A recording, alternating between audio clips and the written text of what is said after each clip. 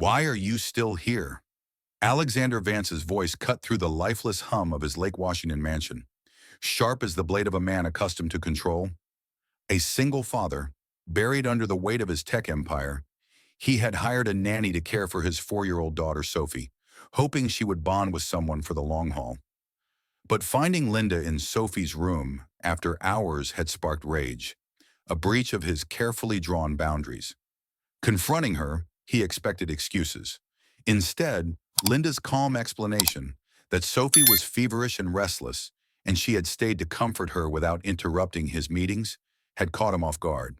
Her quiet strength had stirred something unsettling inside Alex, a crack in his protected world.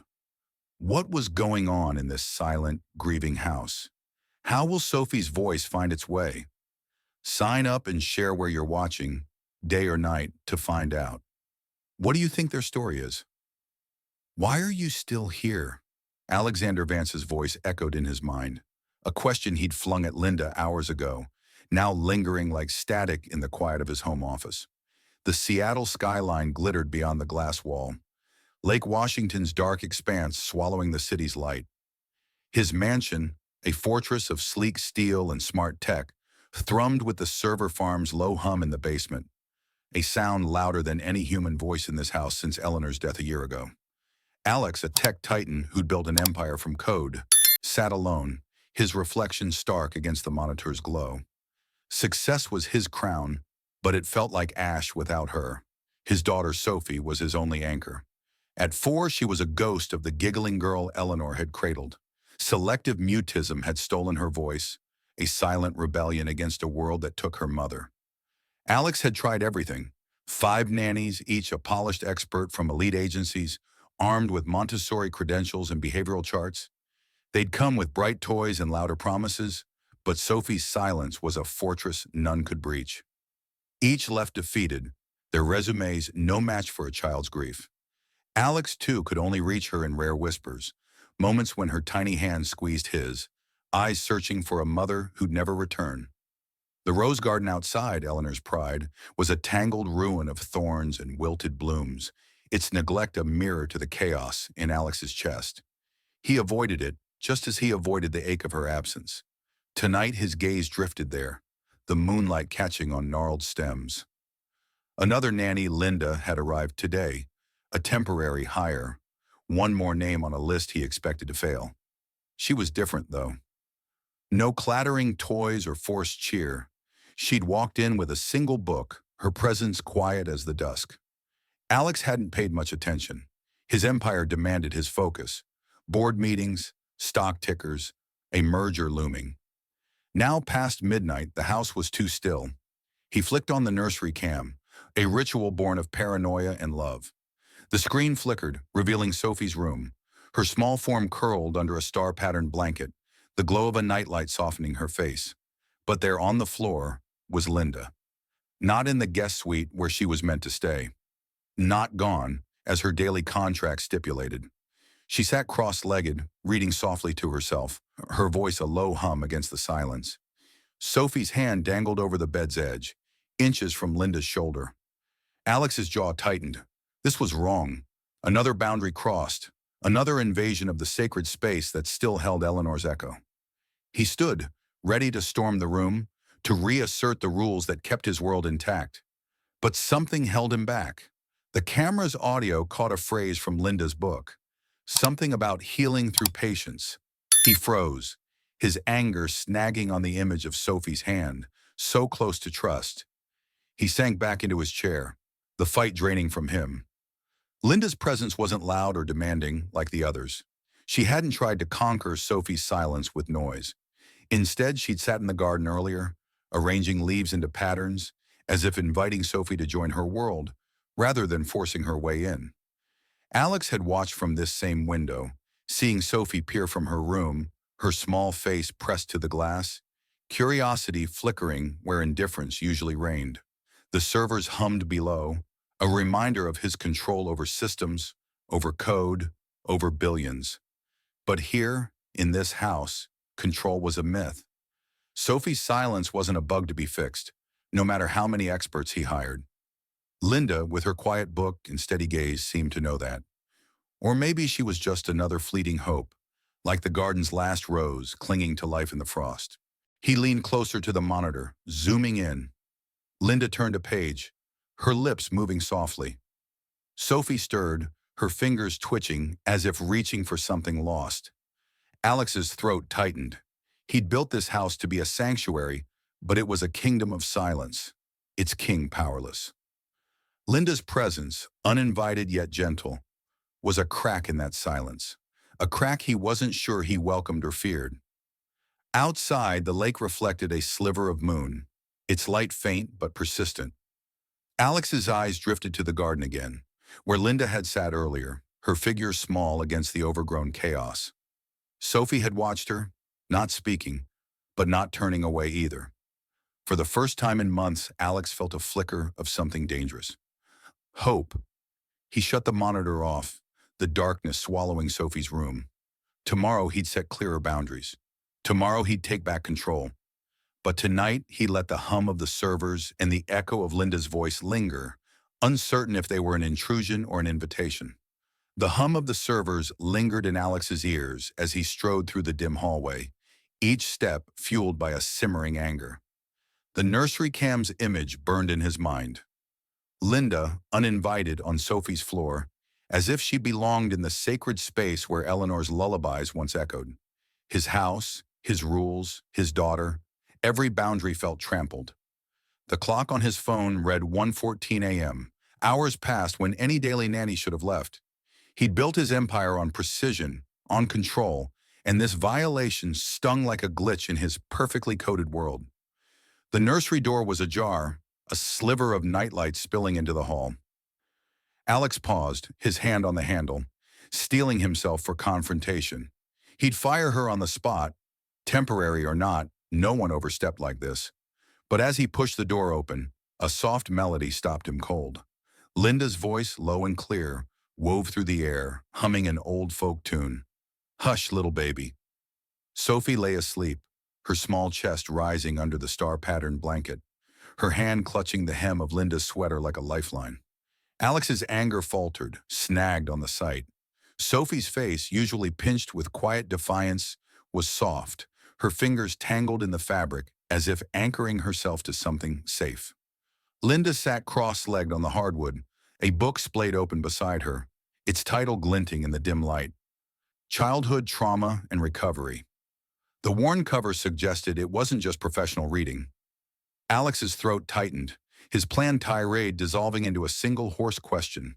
"What are you doing in here?" Linda's head snapped up, her eyes wide but steady, no trace of guilt. She set the book down gently, careful not to wake Sophie. "I'm sorry, Mr. Vance," she whispered, her voice calm as the lake beyond the window. Sophie had a nightmare. She was burning up, a slight fever. "I didn't want to disturb your meeting. It sounded critical on the call I overheard. A sudden check-in from you might have scared her more. I stayed so she'd know someone was here." Her words landed like a pebble in still water, rippling through his fury. He glanced at Sophie, her fever-flushed cheeks now cooling, her grip on Linda's sweater unwavering. The logic of it, her reasoning, her care, clashed with the rules he'd etched into every contract. No overnight stays, no unapproved presence in Sophie's room. Yet here was evidence of something he hadn't seen in a year. Sophie reaching out, even in sleep. He should have pressed harder, demanded why she hadn't texted, called, followed protocol. But the book's title lingered in his mind, its worn edges hinting at a story Linda carried, one he didn't know. "You should have informed me," he said, his voice low, stripped of its intended venom. He waited for her to flinch, to apologize again, but she only nodded, her gaze steady. "Thank you," he said, the words slipping out before he could stop them. They felt foreign, like code he hadn't written. Linda's lips curved slightly, not a smile but an acknowledgement, and she rose, gathering her book. "I'll check her temperature again in an hour," she said. "If it's down, I'll head to the guest suite." Alex nodded, his mind a tangle of gratitude and unease. He retreated to the hallway, the door clicking shut behind him. The house felt different now, its silence less oppressive, pierced by the echo of that lullaby. He returned to his office, the skyline still glittering, but his eyes drifted to the garden below. In the moonlight, he could still see the leaves Linda had arranged earlier, their patterns undisturbed by the night's breeze. He sank into his chair. The weight of the day, 14 hours of meetings, a looming merger, the constant pressure of his empire, pressing against the image of Sophie's hand in Linda's sweater. Control was his currency, but tonight it felt like a currency devalued. Linda hadn't pushed Sophie, hadn't filled the silence with noise like the others. She'd simply been there, present in a way Alex hadn't been since Eleanor's diagnosis stole their future. His phone buzzed, a late email from a board member. He ignored it, his gaze fixed on the garden.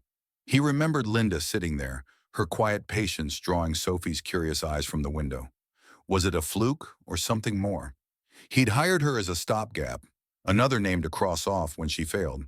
But now, as the servers hummed and the night stretched on, he wondered if he'd miscalculated. The nursery cam feed blinked on his monitor, unprompted. A glitch, or maybe his restless fingers. Sophie slept, her hand still clutching Linda's sweater, now draped over the bed's edge. Linda sat nearby, reading again, her presence a quiet defiance of his rules. Alex didn't switch the feed off. For the first time in months, the silence in his house didn't feel like a void. It felt like it was waiting to be filled. The echo of Linda's lullaby lingered in Alex's mind as he sat in his office the next morning, the Seattle skyline a gray blur through the drizzle-streaked glass. Sleep had eluded him, the image of Sophie's hand clutching Linda's sweater, replaying like a loop of errant code. He should have been relieved. Someone had reached his daughter in a way he hadn't. But relief felt like betrayal, a surrender of the control he'd clung to since Eleanor's absence hollowed out their home. Linda was a variable he hadn't accounted for, her quiet presence a glitch in his system of rules and contracts. By 8 a.m., Alex was on the phone with Dr. Evelyn Harper, a Stanford child psychiatrist whose name carried weight in academic circles.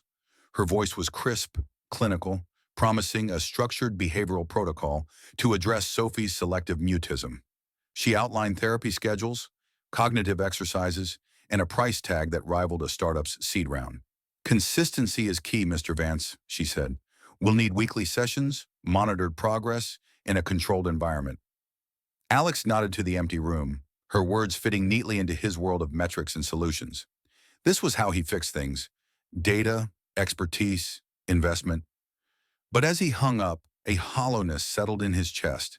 The same emptiness he'd felt signing billion-dollar deals that never filled the void Eleanor left.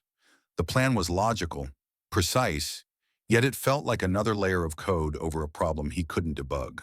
He stood pacing to the window, his gaze dropping to the garden below.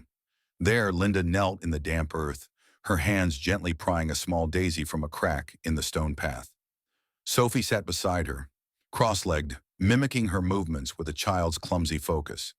They worked in silence, transplanting the daisy into a clay pot, their hands moving in a quiet rhythm that seemed to hold the world at bay.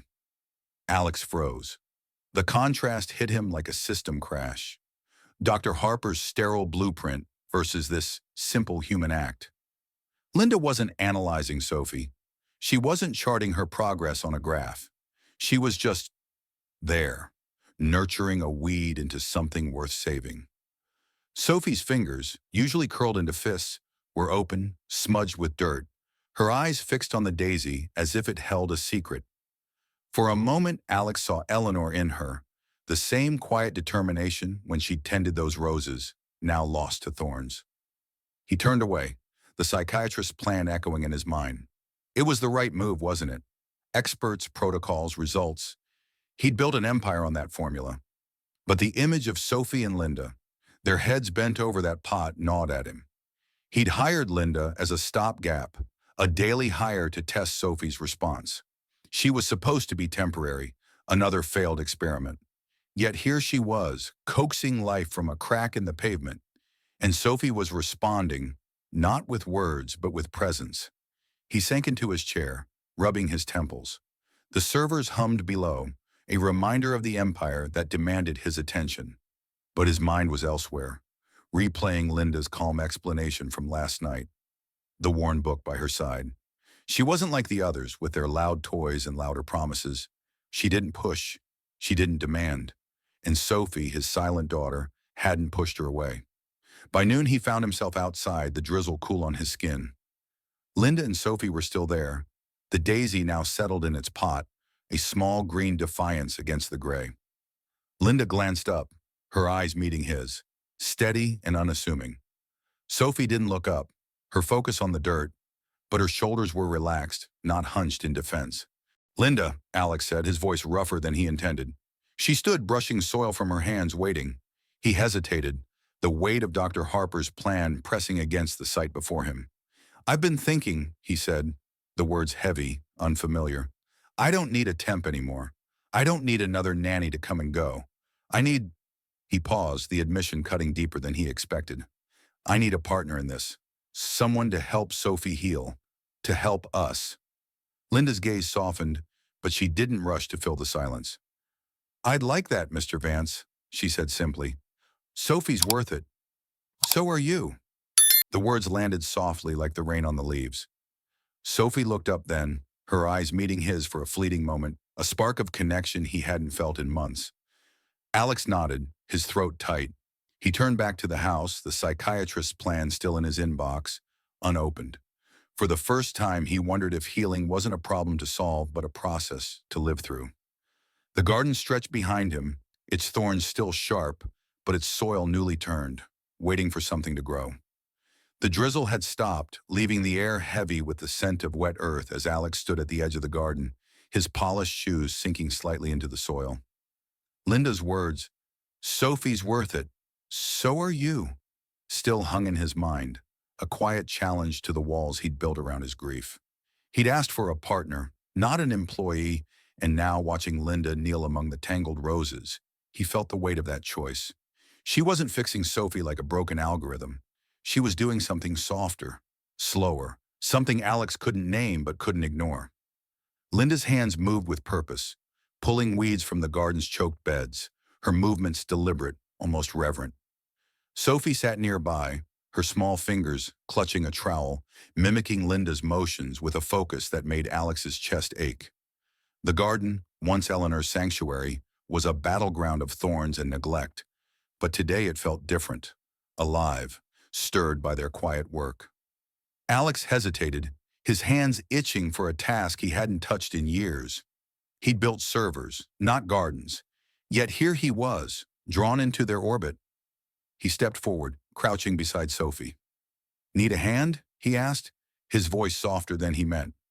Sophie didn't look up, but her trowel paused, a silent acknowledgement. Linda glanced over, her eyes warm but not intrusive, and handed him a pair of gloves. "There's plenty to do," she said. "Start with the dandelions. They're stubborn, but they give if you're patient." Alex worked in silence, the rhythm of pulling roots grounding him in a way boardroom strategies never had. Sophie's small hands mirrored his, tugging at weeds with a determination that echoed Eleanor's. The memory of his wife, her laughter as she pruned these same roses, flickered through him, not as pain but as a quiet presence. Linda didn't push Sophie to speak, didn't fill the air with chatter. She simply worked, her hands coaxing life from the soil, and Sophie followed, drawn by her calm. As the afternoon faded, the garden began to breathe again, patches of dark earth exposed beneath the weeds. Alex's gloves were streaked with dirt, his knees damp from the ground. He hadn't felt this tethered to anything since Eleanor's diagnosis. Sophie, her cheeks smudged with soil, pointed at a ladybug crawling across a leaf. Her lips parted, a faint sound escaping, not words but a hum, a vibration of curiosity. Alex froze, afraid to break the moment. Linda smiled, barely noticeable. "They're good luck," she said, her voice a gentle invitation. Sophie's hum grew, a soft mmm, as she watched the insect's red shell glint in the fading light. Alex's heart thudded, the sound a crack in the silence that had held his daughter captive. He wanted to scoop her up, to beg for more, but Linda's steady gaze held him back, a reminder that this wasn't a victory to seize, but a seed to nurture. Later, as they sat on the stone bench, the garden quieter under the evening's gray veil, Alex found himself speaking. "How do you do it?" he asked, his voice low, almost lost in the rustle of leaves. The patience, staying so steady. Linda looked out at the lake, its surface rippling under the first stars. My brother stopped talking for a year after a car accident, she said, her words measured, like stones placed carefully in a stream. I was 12. He was 8. I learned silence isn't something to fix. It's something to sit with, to hear. She paused, her fingers tracing the edge of the bench. Sophie's silence isn't empty. It's full of things she's not ready to say. Alex's chest tightened, not with pain but with recognition. Linda wasn't just a nanny. She was a survivor of her own grief, her quiet strength forged in a story she carried like that worn book. He looked at Sophie, now arranging pebbles in a circle, her small hands steady.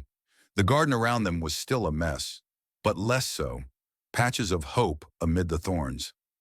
As the sky darkened, Sophie tugged at Linda's sleeve, pointing to a caterpillar inching along a stem.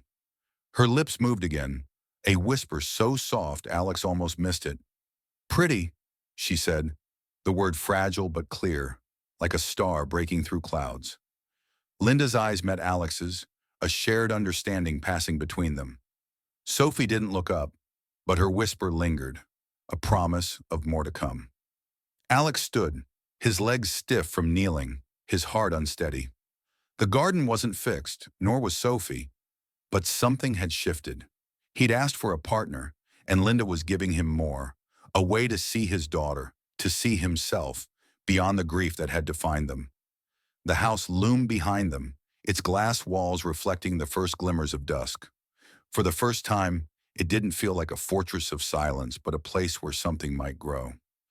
The garden's soil still clung to Alex's hands as he stood at his office window, the memory of Sophie's whispered pretty, replaying like a fragile melody.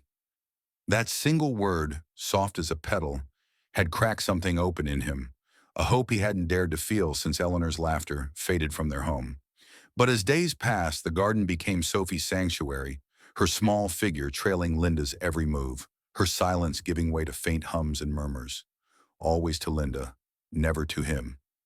Alex watched from the sidelines, his heart a tangle of joy and a sharper, unexpected sting. Envy. His daughter, his anchor, was opening to someone else, and the truth of it burned. Linda moved through the garden with the same quiet purpose, pruning overgrown stems while Sophie followed, clutching a tiny watering can. The roses, once choked by weeds, now showed signs of life, tight buds hinting at blooms to come. Alex lingered at the edge, his presence more observer than participant, his suit jacket out of place among the dirt and green. Sophie's eyes, bright with focus, stayed on Linda, who knelt to point out a beetle skittering across a leaf. "See how it shines?" Linda said, her voice a gentle pull. Sophie nodded, her lips parting in a soft, a sound Alex ached to hear directed at him. He turned away, the ache settling deeper. He was her father, the one who'd held her through Eleanor's final days, who'd whispered promises he couldn't keep. Yet Linda, a stranger just weeks ago, had unlocked something in Sophie he couldn't. The realization wasn't anger, not like that night in her room. It was quieter, heavier, a fear that he was losing her, not to silence, but to someone who understood it better. That afternoon, Linda set up a small table in the garden, draping it with an old sheet. She pulled out a pair of hand puppets, a bear with a lopsided crown and a smaller one with a tiny tiara. "Sophie," she said, her tone light but deliberate, "want to tell a story?" Sophie hesitated, then climbed onto the bench, her hands reaching for the smaller puppet. Alex watched from the patio, his coffee forgotten, his pulse quickening. Linda's voice took on a gruff tone, the Bear King speaking. "Oh, Princess Bear, why won't you talk to me? I'm so sad without your stories." Sophie's eyes widened, her fingers tightening on the puppet. She didn't speak, but her lips moved, testing the air. Linda continued, her voice softening. "The king misses his princess's voice. He's afraid she's forgotten how to share her adventures." The words weren't just for Sophie. They pierced Alex, exposing the ache he'd buried under boardroom bravado. Sophie's puppet twitched, then lifted, her voice barely a whisper, came like a breeze through the leaves. "I'm not forgotten," she said, the words halting but clear. "I'm just quiet." Alex's breath caught, his coffee mug nearly slipping from his hand. Linda's bear nodded solemnly. "The king wants to hear your quiet stories, princess. Even the smallest ones." Sophie glanced at Alex, her eyes meeting his for the first time in weeks. "Papa," she whispered, so soft he almost missed it. "You're the king." The words landed like a spark, igniting something in his chest. He stepped forward, his throat tight, kneeling beside the table. "I am," he said, his voice rough. "And I want all your stories, Sophie. Everyone." Her puppet wobbled, then leaned toward his hand, a tiny gesture of trust. Linda's eyes met his, a silent encouragement, her presence steady as the earth beneath them. Sophie didn't say more, but her fingers stayed on the puppet, her gaze flickering between Alex and the bear. The garden around them hummed with life. Birds, breeze, the faint drip of water from Sophie's can, each sound amplifying the weight of her words. As dust settled, Linda packed the puppets away, her movements unhurried. Sophie ran to chase a butterfly, her laughter a soft chime in the air. Alex stayed on the bench, his hands trembling. He'd heard her voice, not just to Linda, but to him. A sentence, a connection. It wasn't enough, not yet, but it was a start. He looked at Linda, who was brushing dirt from her jeans. "How did you know?" he asked, his voice low, almost afraid of the answer. "I didn't," she said simply, "but stories give us a way to say what silence holds." She paused, her eyes on Sophie's darting figure. "She's ready to share, Alex. Just keep listening." He nodded, the weight of his envy lifting, replaced by a fragile gratitude. The garden stretched around them, its roses stirring in the evening breeze. Sophie's whisper echoed in his mind, a thread pulling him closer to her world. He stood, brushing off his knees, and followed her laughter, the sound guiding him like a beacon through the dusk. The echo of Sophie's whispered "Papa" still warmed Alex's heart as he woke to a house shrouded in fog, the Seattle skyline lost in a gray veil. Today was no ordinary morning. It was the anniversary of Eleanor's death, a date that loomed like a shadow over every calendar. The air felt thick, not just with mist but with the weight of memory, pressing against the fragile hope Sophie's voice had kindled.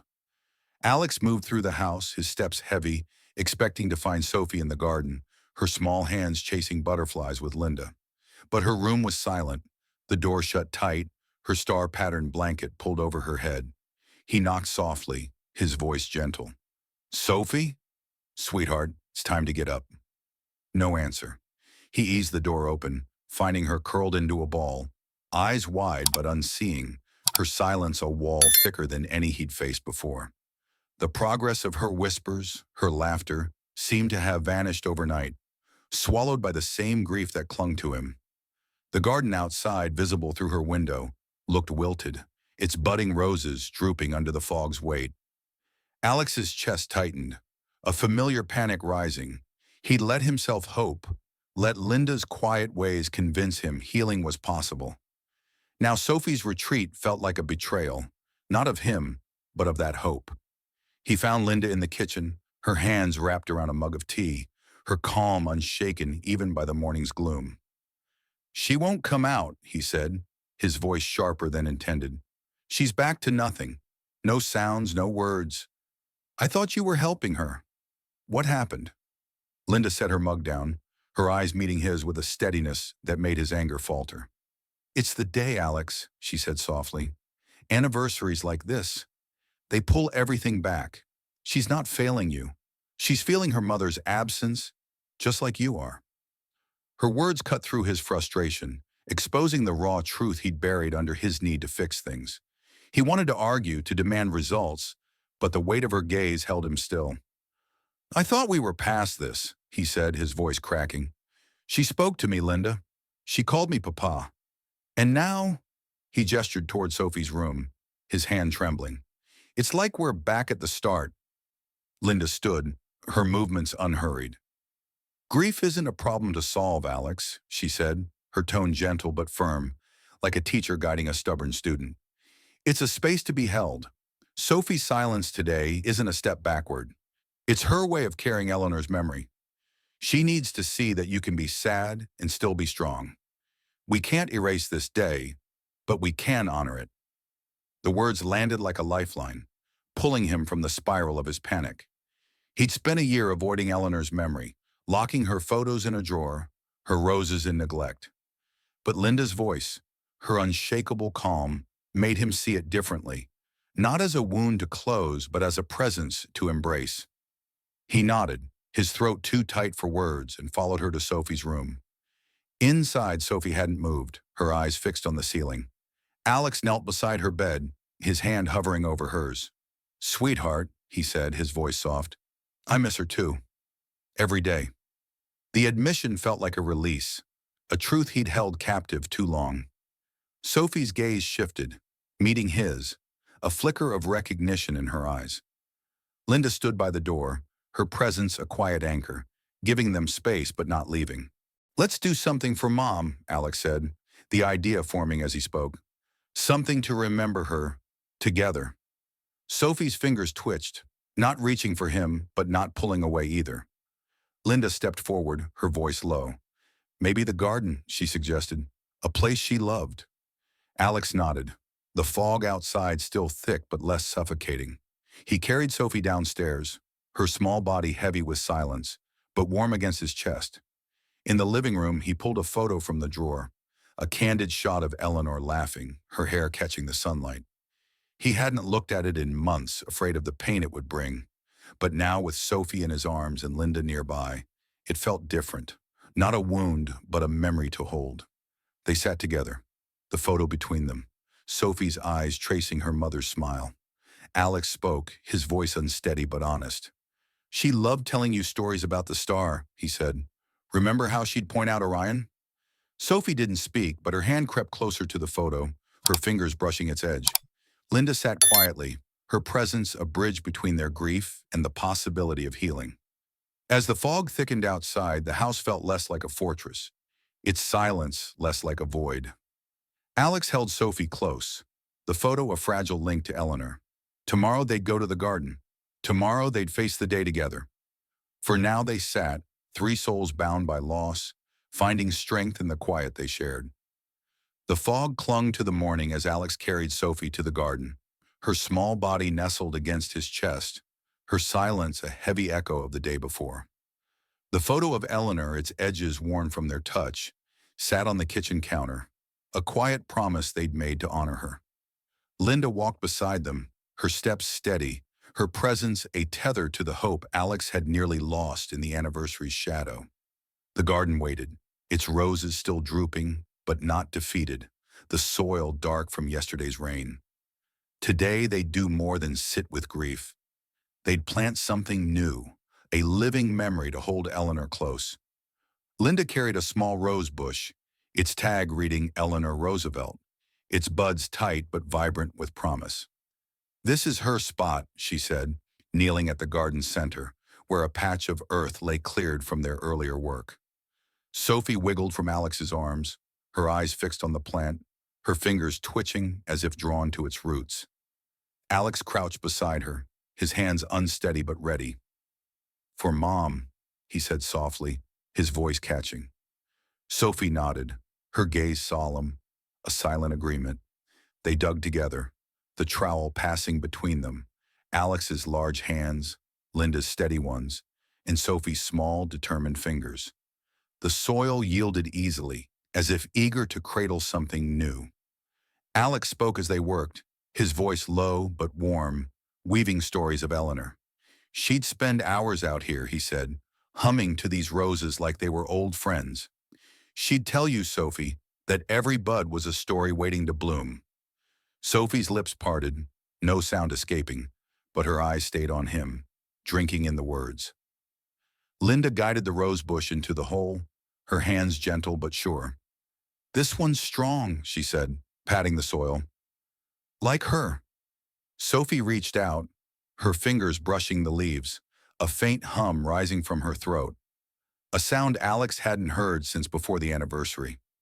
His heart leapt, but he held still, letting the moment breathe.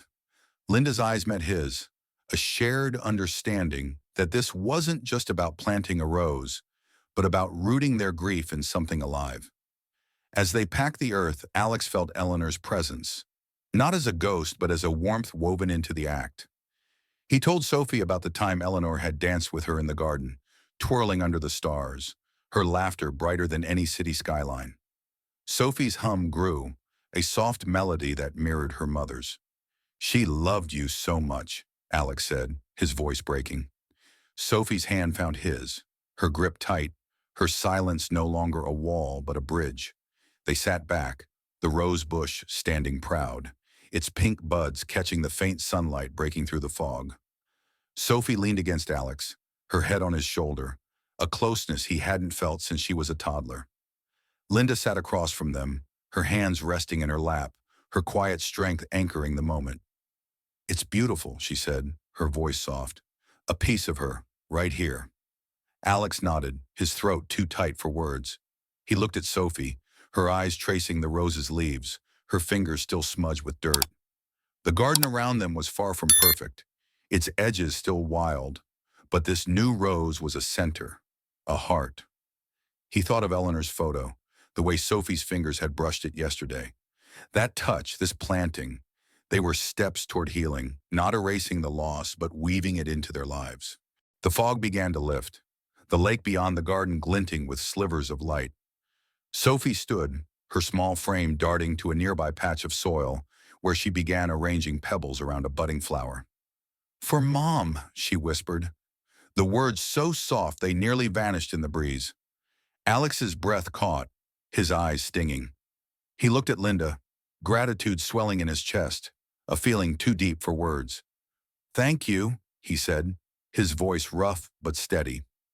Linda's lips curved, not a smile but a quiet acknowledgement. "We're doing this together," she said. "All of us." Sophie returned, her hands full of pebbles, and dropped them at Alex's feet, a silent invitation. He joined her, kneeling in the dirt, their hands working side by side. The garden hummed with life, birds, breeze, the faint rustle of leaves, each sound a testament to the moment they'd created.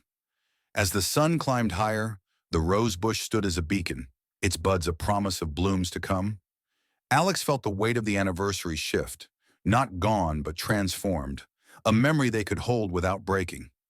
Sophie's hum returned, a soft tune that felt like Eleanor's laughter carried on the wind. They sat together, three souls bound not just by loss but by the act of planting something new, their hands joined in the soil of their shared grief. The garden bloomed with defiant color as summer settled over the lake, its roses unfurling under a rare Seattle sun.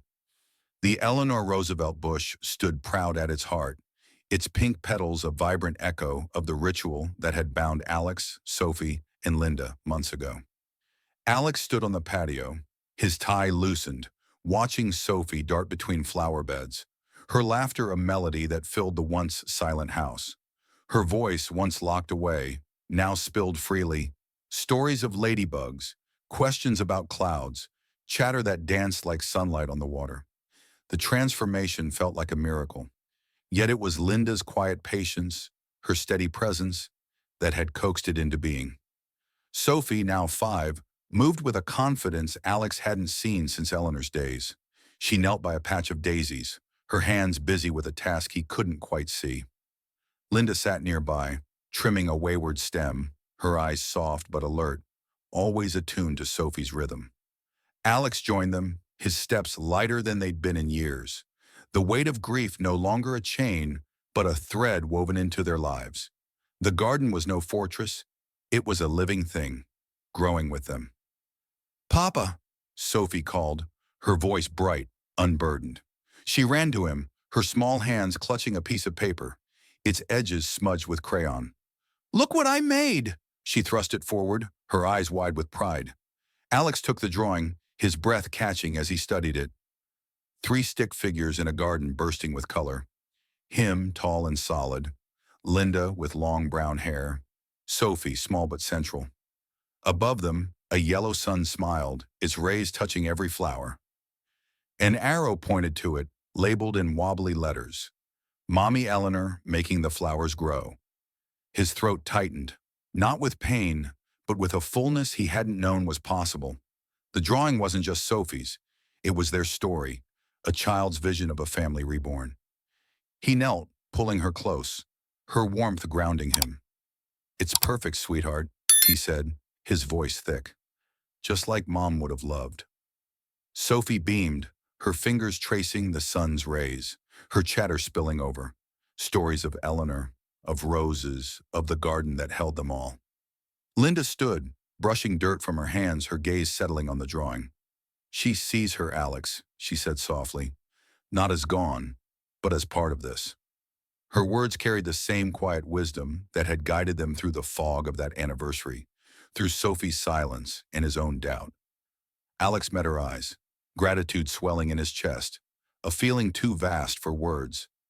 Linda wasn't just a partner in Sophie's healing. She was part of the light that had found its way into their lives. He stood, the drawing in hand, and looked out at the garden. The roses, once choked by thorns, now bloomed in riots of red and pink, their petals catching the sun's warmth. The lake beyond sparkled, its ripples carrying the day's brightness. Alex saw it now. Happiness wasn't about replacing Eleanor or erasing the pain. It was about building something new from the pieces, a family reshaped by loss but defined by love. He hadn't lost his home. It had been dormant, waiting for Linda's patience, Sophie's courage, and his willingness to let go. Sophie tugged at his hand, pulling him toward the rose bush. "Let's play," she said, her voice a chime that echoed Eleanor's laughter. Linda joined them, her laughter blending with Sophie's as they chased each other through the flower beds, their shadows dancing across the soil. Alex followed, his heart lighter than it had been in years. The house behind them, once a cold fortress, hummed with life. Sophie's giggles, Linda's gentle teasing, the rustle of leaves in the breeze. As they sat together, the sun dipping low, Sophie nestled between them, her drawing clutched tight. "Mommy's the sun," she said, pointing to the sky. "She makes everything grow." Alex nodded, his eyes stinging, but his smile steady. He looked at Linda, her presence as constant as the earth beneath them, and felt a truth settle in his bones. They were a family, not bound by blood, but by the shared work of healing, by the patience to tend what was broken. The garden stretched around them, vibrant and alive, its colors a testament to their journey. The house, no longer silent, held their laughter, their stories, their light. Alex took Sophie's hand, Linda's beside him, and they sat, three souls woven together by grief and grace. The sun sank, painting the sky in hues of gold and pink, and Alex knew this was where the light got in, where their family bloomed anew. As the sun sets on, where the light gets in, Alex, Sophie, and Linda have woven a new family from the threads of grief, their garden blooming with hope. Sophie's laughter, once silenced, now echoes Eleanor's love, a testament to patience and healing. What did this journey stir in you? Did Sophie's drawing or Alex's awakening touch your heart? Share your thoughts in the comments. Tell us where you're listening from and what this story means to you. Your reflections light up our community, just like the roses in their garden. Thank you for joining us, for letting this tale of loss and love unfold in your world. Your presence makes these stories bloom. Stay tuned for more as we explore new hearts and horizons together. Until next time, keep tending your light wherever it may grow. What's your takeaway from their story?